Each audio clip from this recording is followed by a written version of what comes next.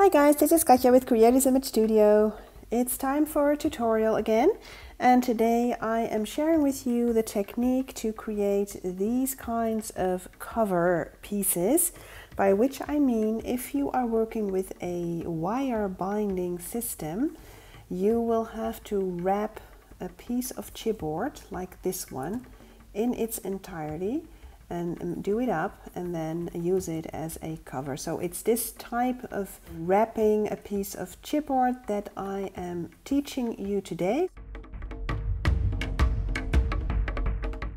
So this is kind of a basic technique, a basic scrapbooking technique, for instance for covers or other things that you would like to wrap with papers entirely. Okay, here we go. So what you need is at least a bone folder, and of course your paper, your cardstock, and the chipboard or very heavyweight cardstock. I used a very thin, lightweight chipboard here.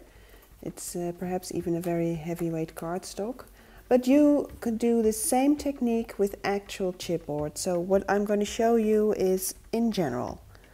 Also, the sizes, they don't matter.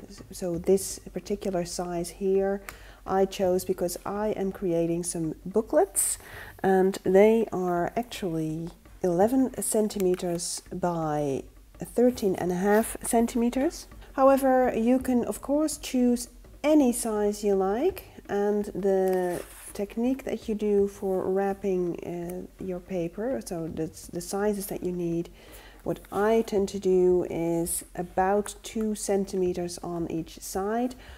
As you can see, this is not 2 centimeters, but I decided I really wanted to use this 6 by 6 inch paper pad. So that is my own risk, because this is so narrow that perhaps it won't stick too well. Anyway, so if you would do 2.5 centimeters on all sides, you would be absolutely safe.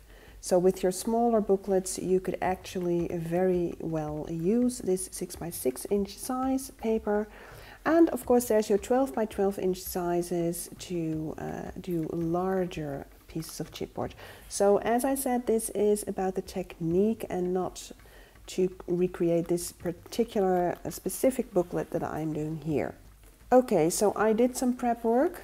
So what I did is add some double-sided tape to one side of your piece of chipboard, and I always stress to reinforce it like this. So burnish your tape. It will give you a better stick. Now let's remove the tape backings. You take your paper and make sure that the orientation of the pattern is to your liking, because this is not square. So mine will be like this, I think. So turn it over. Now center it as best you can, and I just eyeball this. Now take some double-sided tape, this is score tape, and apply it to your paper parallel to your chipboard. And I always use this trim ruler. This is by perfecttrimruler.com. It's not my sponsor, guys. I just find it very helpful to rip off my double-sided tape like that. You can always use a regular ruler if you like, but this has some sharp edges that I like to use. Now, because this is so narrow, this will be enough, but this is rather wide, so I will add some tape here onto the chipboard as well. And I would add it here if this were wider. So just saying, for your technique. Now burnish again. Never forget that when using tape. And now we're going to miter these corners, that is to say to cut them like this, so slant it somewhat. and I always use this little thingy again, and with thin chipboard I use the 0.125 inch marker and just cut it off. There is a little bit of paper here, so I'm guessing this would be about 2 millimeters, so slightly short of 1/8 of an inch. So that is the important thing to remember there.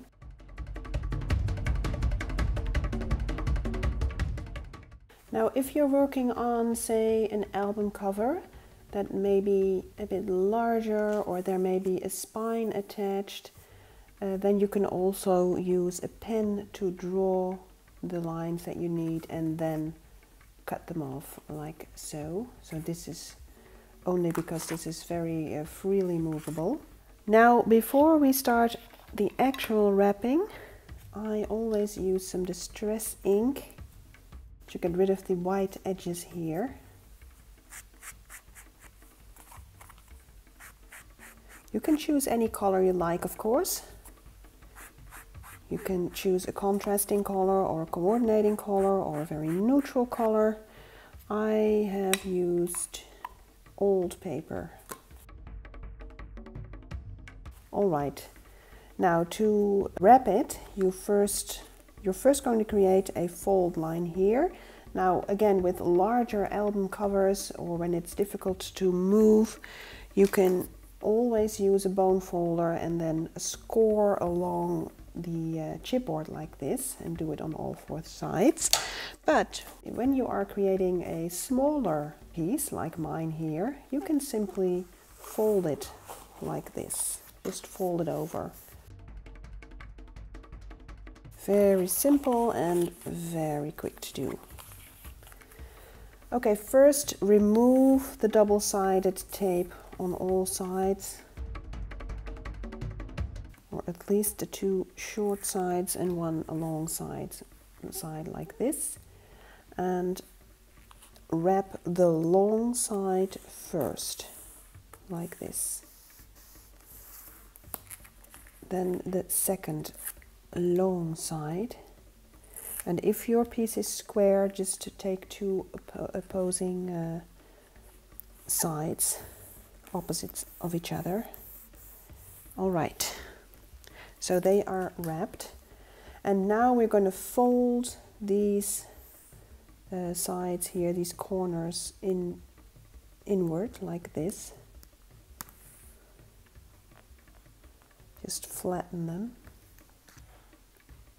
You see, there you go. Just fold them inward. And you do this on all 4 corners. And this way you will have a nicely wrapped corner of your chipboard.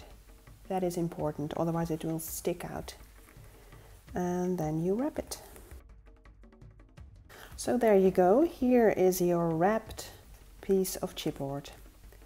Now, of course, there is this side that is not covered with your paper, so you will need an inside cover mat, or you can even do a pocket here, or maybe some interactive flaps. In my case, I will just cover up the inside, and I have already cut this to size. And what you see here is that I left about 1/8 of an inch all around here. So when you have your measurements, subtract 1/4 of an inch to get a 1/8 inch border, if you understand what I mean. So suppose that this is the entire sheet that you are working with before you have measured it up. If you want 1/8 of an inch border, that will be 1 time 1/8 of an inch, second time 1/8 of an inch, right? So 2 sides that will have the 1/8 of an inch border, and twice 1/8 of an inch is 1/4 of an inch. So hence the subtraction of 1/4 of an inch, both on the horizontal side and on the vertical sides. So in this case, you measure your piece and that was, like I said, 13.5 centimeters, inches below, and 11 centimeters. Now 1/8 of an inch is about 3 millimeters, so I have to double that because 3 millimeters here, 3 millimeters here, so 6 millimeters, 1/4 of an inch to subtract. So if I have 11 centimeters, I will subtract 6 millimeters to get 10.4 centimeters, and that will give me 3 millimeters as a margin here. So that is how that works. So now you have your free class in how to mat as well, because this is how matting works. You just figure out the margin that you want to have, you double it and subtract it from your mat to get the correct measurement. So I already prepared it, added some double-sided tape to win some time here. And then you try to center it again as best you can.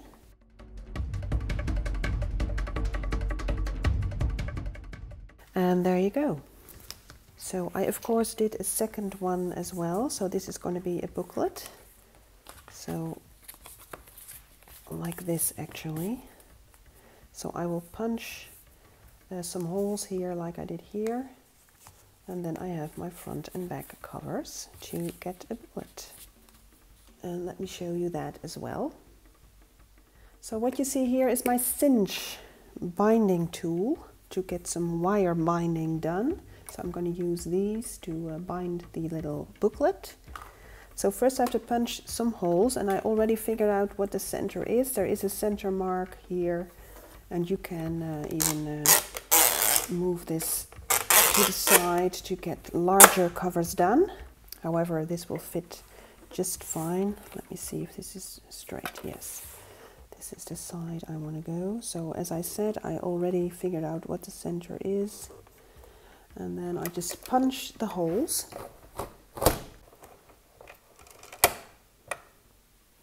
Like that. And there you go. So now I have my two covers.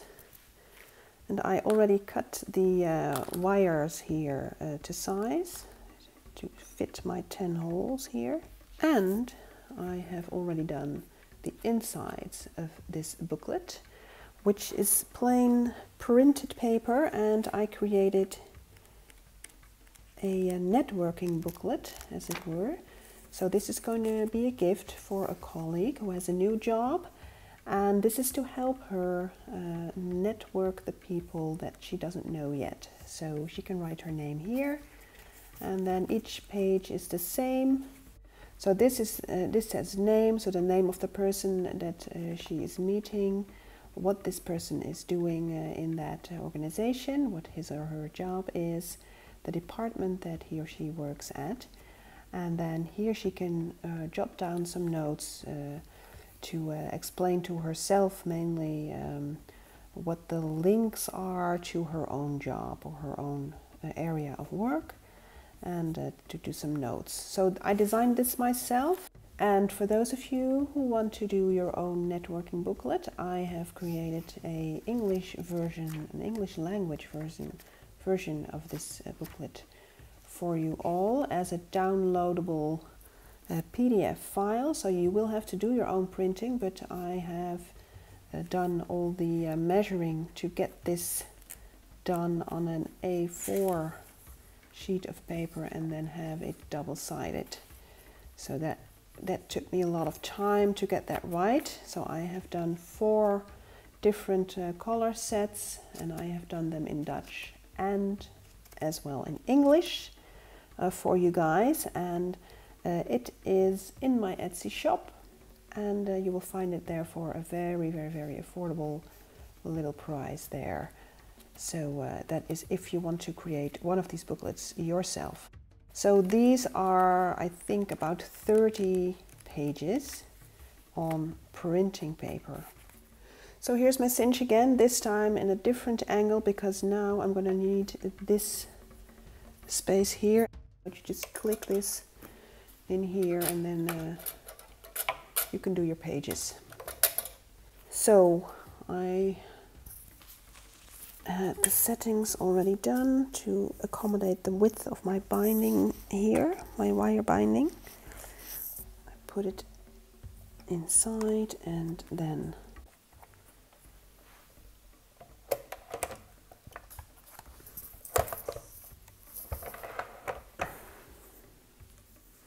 so there you go, this is the booklet. So here we are, this is the booklet that we just created, and I created 3 more because I have 3 more colleagues that I am gifting this to.